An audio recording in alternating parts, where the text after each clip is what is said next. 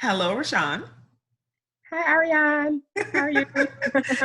It is so good to see you and to be able to have this conversation with you. Thank you.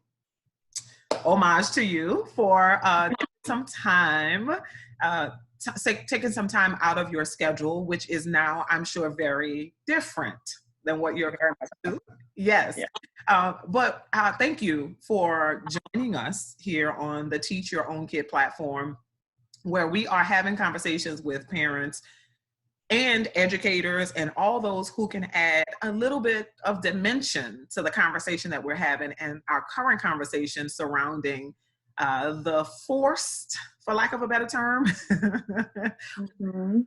that is taking place just due to the quarantine, COVID-19, the coronavirus. So how are you doing today? I am good today.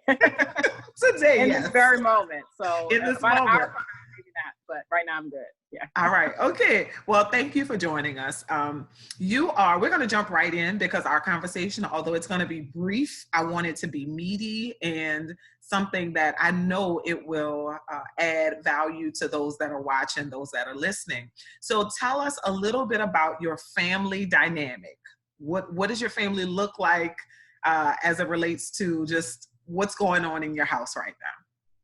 So it's myself and my husband, and we have been blessed with a stepson. He's grown out of the house. So, Okay. but as far as inside of my household right now, I have a set of twins. They're 9, a boy and a girl. Carson is my boy, and Aubrey is my girl. And they're 9 years old in the 3rd grade. All right. So we've got Carson is your boy, 9 years old in the 3rd grade. We've got Aubrey is your girl. Tell me about the personalities. We've got two polar opposite. Are they polar opposite? Polar So yes, they are twins. And this is something I talk about all the time too, is even in that situation, we tend to compare siblings and twins, but they are polar opposites. Tell us a little bit about Carson, your boy. What are his his personality traits, if I would say? He has a very interesting personality. Both of my kids do, but in different ways. He is my kid who, ironically, with school, was the quote unquote problem child, the kid that I was in parent teacher conferences with, but a little different. He's very, very smart, as most kids are, but he has always been a kid that craved more. So he was the kid that would sit in circle time and would act out in circle time when he was 5. And I would ask him, Carson, why are you acting out in circle time? I know my ABCs. I want to learn something else. I want to read. So he was always that kid that required more, but it always manifested in behavioral issues in school. So, and when you say, so Carson is the one that you're normally in parent teacher conferences for. yes. What are the teachers saying? What are they saying about Carson? He's very smart. All right. We enjoy having Carson in the classroom when he complies, but when he doesn't want to do something, he's also very stubborn. If he doesn't want to do something, or if he doesn't feel engaged in the lesson, he will act out. All right. So he would run out of the classrooms. He would not sit in the circle. He would not do the work if he didn't feel like it challenged him. So definitely in the sense of the word, a rebel. Just will not conform to the norm. He has to be doing his thing, kind of working on his own wavelength. Does that make sense? All right. So that's Carson. So we've got Carson. Carson is the one who, in a traditional classroom, and just to be honest, he would be the problem kid. He would be the kid that is like, as soon as something happens, Carson must have done it, get out. Right. Or stand up, or go have a seat over there, isolation, or that kind of thing, or case scenario, suspensions, that kind of thing. So yes. Experience that. He hasn't been suspended, but he was sent home. Sent home to calm down. All right, so informal suspension. But at the same time, we'll make straight A's. Never made under a 98. Wow. So 3rd grade, a problem child, for lack of a better term, who is obviously extremely intelligent, who knows the work, who can get it done. Right. Definitely the rebel. All right. Mm-hmm. And now we have Aubrey, who is our 9-year-old 3rd grade girl. Yes. Aubrey. Also very, very smart, extremely social. So when I ask her about her school day, it's about her best friend or this friend and the things they did together and the games they played or the dances they made up. So she was very social. She's also the girl with a ton of friends. Opposite is my son who had no friends, had a ton of friends and was the popular girl and also extremely smart, also made straight A's. But she also didn't need a lot from the teacher. So she was that compliant kid that was and they go to a very small school. They've always gone to small schools. So they're always in the same class. So it's interesting, she was the kid who had the straight A in conduct, never had an issue with her behavior. Yeah. So Aubrey is, like you said, the polar opposite of Carson. She is the one who has the friends, who is the teacher's pet. Yes, she is. Yes. She's what we want all of our students to be, right? Yeah. All right. Never called into a parent-teacher conference for her. Ever. Yeah, ever. All right, never called. So with with having those two, what did you notice about them prior to us having to homeschool? Is there anything that you noticed about them? And I'm asking because I know you mentioned you already had some issues going on with Carson, not necessarily so much with Aubrey, other than, tell me more about the academic stuff you did during your day. Did you notice anything, let's speak specifically about Carson. Did you notice anything that caused you to maybe wonder if some changes needed to be made prior to this? In the back of my mind, I always thought homeschool might be a better option for him, only because I noticed a lot of his triggers or a lot of the things that fueled some of his behaviors was feeling like he had to wait for his lesson, right? So if he had to patiently wait, he already knows material and the teacher's reviewing material for the sake of the classroom. The fact that he had to sit there and kind of relearn the same lessons, the fact that he wanted to read harder books or do harder math. In the back of my mind, I felt like homeschool would allow him to go at his own pace. And so he would probably do better. And then also the social aspect, which was kind of a balance. Like I want him to be in the school because I want him to socialize, but I know another trigger was other kids. So he's the kid that the teacher had to put in another area because the other kid is distracting him and he can't do his work. He's going to have an issue with that. So in the back of my mind with him, I always thought that homeschool may be a better option, but I never pursued that. I just kind of moved him into smaller and smaller settings, which honestly at St. Stephen's, where he is now, he's done the best because it's a really small environment. All right. So he has a little bit more control of the environment because it's a smaller setting, because he doesn't have to worry about being distracted by any of the other kids, right? So considering homeschool, which can mimic that environment, control over the environment, control over the pace of the learning and that kind. And sometimes we don't realize it as the adults in the room. We don't realize that kids are wired a certain way. Even to academics, they're wired to learn and retain information in a certain way. And Carson is one of those kids who there is a certain way that he wants to acquire information.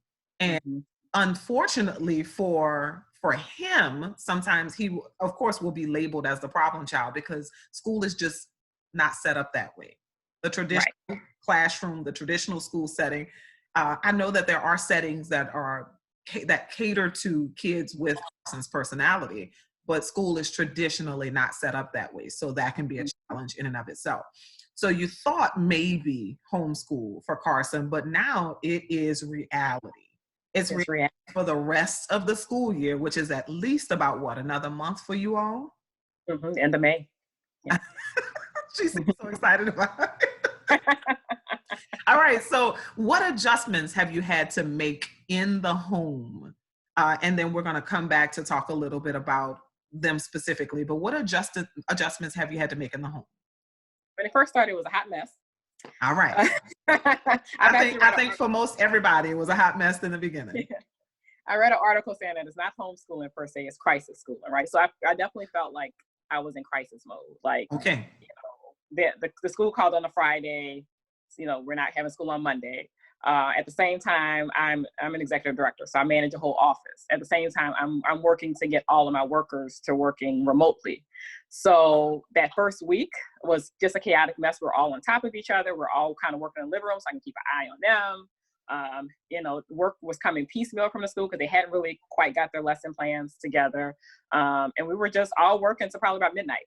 myself and them, between the breaks between I can take from my Zoom calls and helping them with their schoolwork. It was literally from 8 o'clock in the morning to midnight for about a week and a half.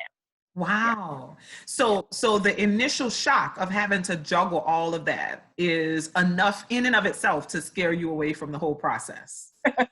Right? Yes. So what made you continue to push? What made you, and what transition did you make to help you to tighten up some of those areas? Well, of course, social media was helpful. So kind of figuring out what other people were doing, talking to some other parents, and also my background. So I know structure is important, right?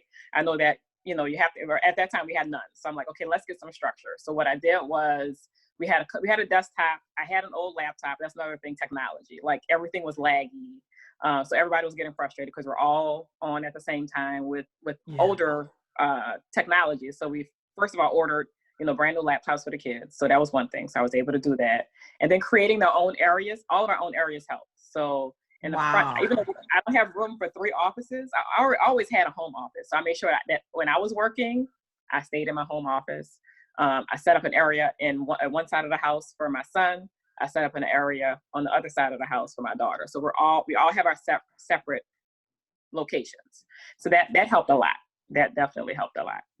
Okay. Yeah. So setting up your own spaces, getting structure, making sure that and when you say structure, are you talking about scheduling, and I know getting the laptops is critical as well, the technology, but are we talking about scheduling when we say structure? Yes. So we try to do, it's not going to be 8 to 3. And I actually had to call my kid's teacher, which is my cousin, by the way, my first cousin. Okay. I had to call and say, look, stop giving these 3 o'clock deadlines. That's not going to happen. Yes. Okay. 3 o'clock deadlines for quizzes and tests online. She was like, I'm sorry. I'm learning too. I say, you have to at least do the 6 or 7, because if I have a call, if a crisis happens at my job, which crisis in the beginning were happening, like I'm not going to be able to help them. She was like, well, they're independent. No, this is different. Yeah. So that helped to have a schedule. So we get up at 8 o'clock in the morning, before 8, eat our breakfast, and we all go to our separate areas and start working. And then I set up ground rules with my kids. Like I have to work between 8 and 5. Typically, I really, truly have to work. So what you can do on your own, please do. What you can't do on your own, put an asterisk by it. And when I'm done with my work, when I take a break, then I'll come and help you. That's helped tremendously. Yeah. Wow. So many things in there that I want to touch on, but that in and of itself is what I hear you saying is not only did I understand the need for structure, but I structured it according to what works for my family, right? Mm-hmm. I can't structure it based on what's working for the teacher who doesn't have to work with Aubrey and Carson, cousin or no cousin, right? We are in home. I am also working in 8 to 5. Position myself in the home. So there has to be some flexibility. And I think that any school, any teacher, anybody in the school community would understand that there has to be some flexibility. I know that we give our deadlines and we'll say 3 o'clock, but the reality is just get it turned in, right? Mm-hmm. Get it turned in to me, take the quiz, take the test, and we can continue moving on. So with providing that structure for Carson and Aubrey, what were and you mentioned one of the guidelines, but what are some of their concerns? What are some of the things what are some of the things that they bring to you? In the beginning, there's a lot of anxiety, and still a little bit now, but they'll say things. I think it's driven by the school model too, because they'll say things like, well, Mom, I'm gonna fail. I'm like, look, you're not going to fail. Because I'm not a teacher. Like, kudos to you guys. My cousin, I tell her all the time, you guys are wonderful. It's a gift. It's a talent that I just do not have, right? Yeah. So some concepts I cannot clearly convey to them. I can't get them to learn it. And so when it's time for them just to do a little worksheet, they're like, Mom, I'm going to fail. I'm like, no, you're not going to fail. I'm going to call Miss Deborah. I'm going to call her. You're going to do a call, and you're going to work through this problem together. But you're not going to fail. But that was the common thing. Like, we're going to fail. My straight A students, by the way, we're going to fail. Oh my God. And I'm like, and if you do fail, it's my fault. It's my fault. It's not yours, honey. It's not yours. But helping them to see that, okay, everybody is figuring this thing out. Everybody understands that this is unprecedented. This is something that nobody expected. So you're not going to be penalized for something that is out of your control in this situation. So you mentioned a couple the times you have the help of your kid's teacher. Is that Yes, the culture of the school, or is that a result of your relationship? both. Be- Like I said, I purposefully, because I've been burned before with having okay. these two kids, two different personalities, but trying to find the right fit. And Okay. definitely the school that I found is a family type environment. It's very small. I can pick up the principal, which I haven't had during this time. But if I was struggling with the teacher, I could easily pick up the principal. Like, look, I have an issue with Carson or Aubrey. It's definitely the culture of the school, but it also helps that she's my cousin. Okay. Hey, with no Yeah. denying, right? Um, so with that being said, what is the structure that the school has set up? Is it? I'm hearing that a lot of parents, they just kind of they're a lot of parents are not really excited because some of the schools have just kind of posted things in platforms such as Google Classroom, and they just kind of say, "Here you go, get it done." So is that what's the platform that you all are using? It's like a hybrid. And then in the Okay. beginning, I just because it was a crisis, I was cussing it out also. But in retrospect, I can tell that the teachers are really putting thought into the lesson plans, and I appreciate that. It gives me the structure I need. So Mhm. on every Monday, their homeroom teacher, their main teacher, which is my cousin, she does language arts and math. So she does a whole worksheet, a whole syllabus of at Monday, this is what you do, Tuesday, Wednesday, Thursday. In there embedded are links. So there are some videos that they can watch to complement the lesson. And then on Thursday and Friday, they take tests through Edulastic, I think. They take their quizzes and tests through Edulastic. So that's language arts and math. And then they have a science teacher, and he uses, that's the part I didn't really, it's too many different platforms. It'd be nice if it's all consolidated. I know they're still trying to get it together. Okay. But he uses Class Dojo. And so he does his own videos. So, and it's been really nice. Like, he's done virtual field trips. So if they're talking about the ecosystem, he goes out to Lake Pontchartrain and he's videoing it and he's talking about examples. I really like that aspect of it. And then they also use Pearson, which is our textbook Mhm. system, to do Mhm. lessons, and they do online work for science through Pearson. And they also do online work for social studies through Pearson. So they've got Uh, a couple of different platforms, which in and of itself could be challenging. it But is, yeah. but as they're figuring it out, at least you see that they're putting the effort into trying to figure it out and trying to make it engaging for the kids. Mhm. Obviously, what stops you?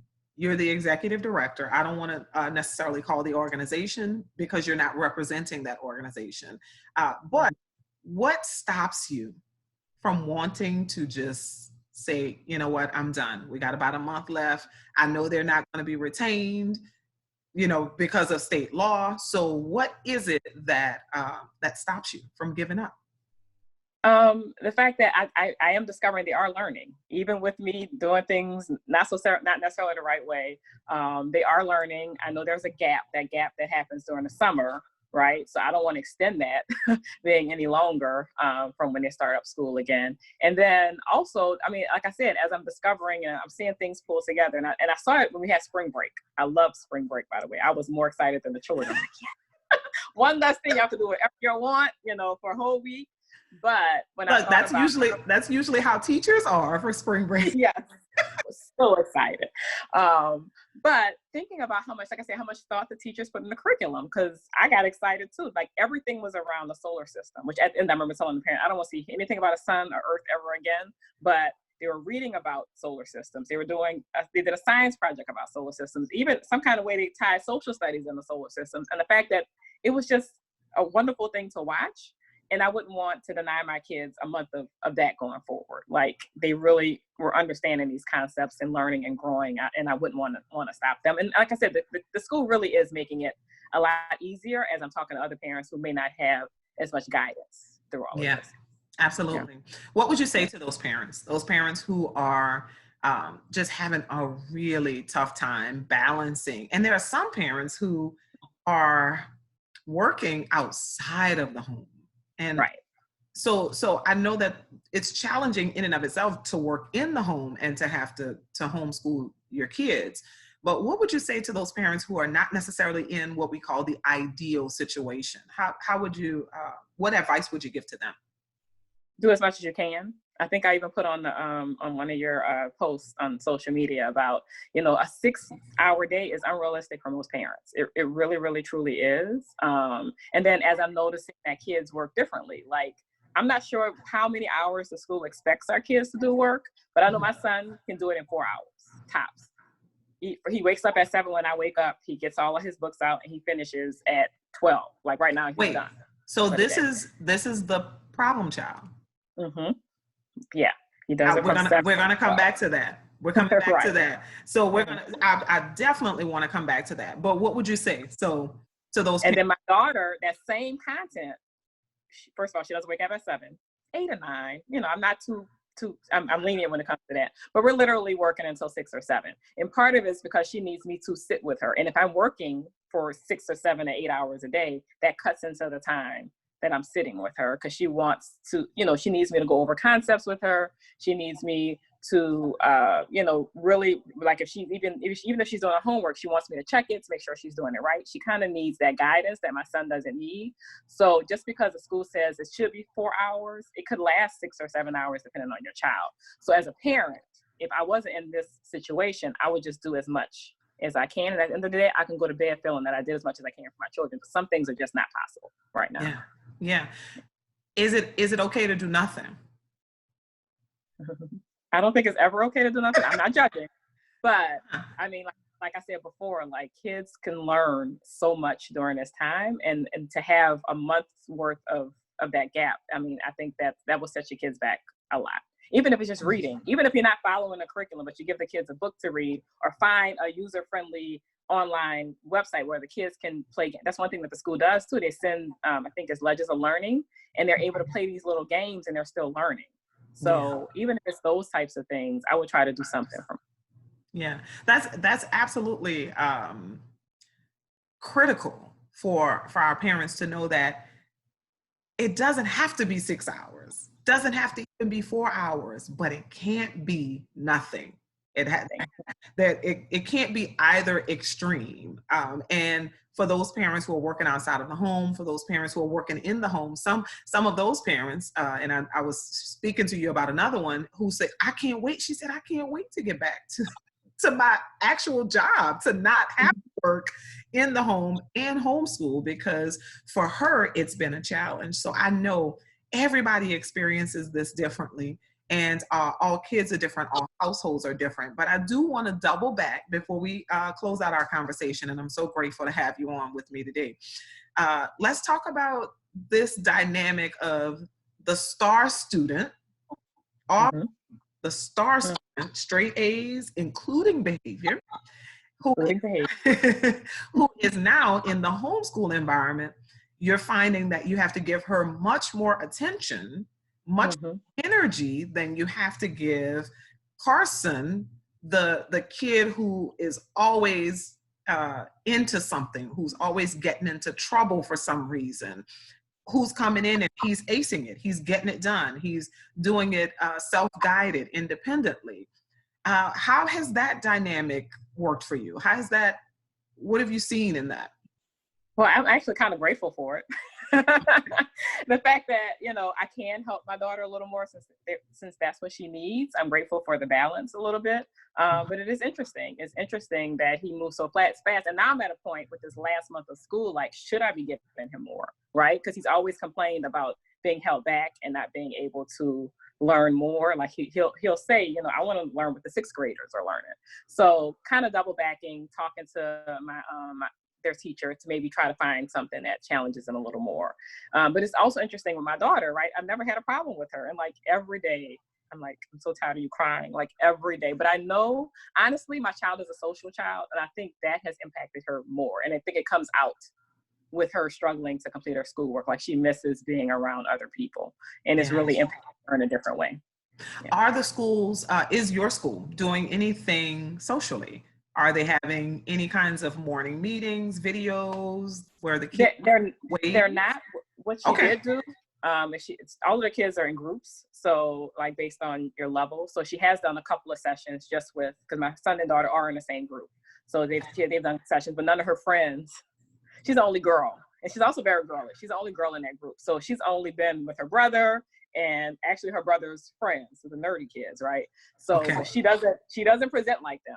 So, but today, I'm grateful for it. Today, they are doing a full class meetup today. So hopefully we'll have more of those going forward. And then on my own, I've done a few virtual play dates with her friends.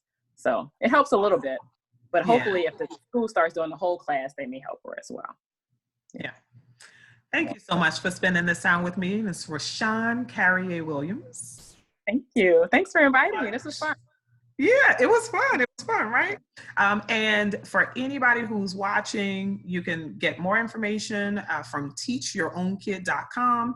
We're also on Instagram and Facebook as Teach Your Own Kid. Have a good day, y'all. Bye.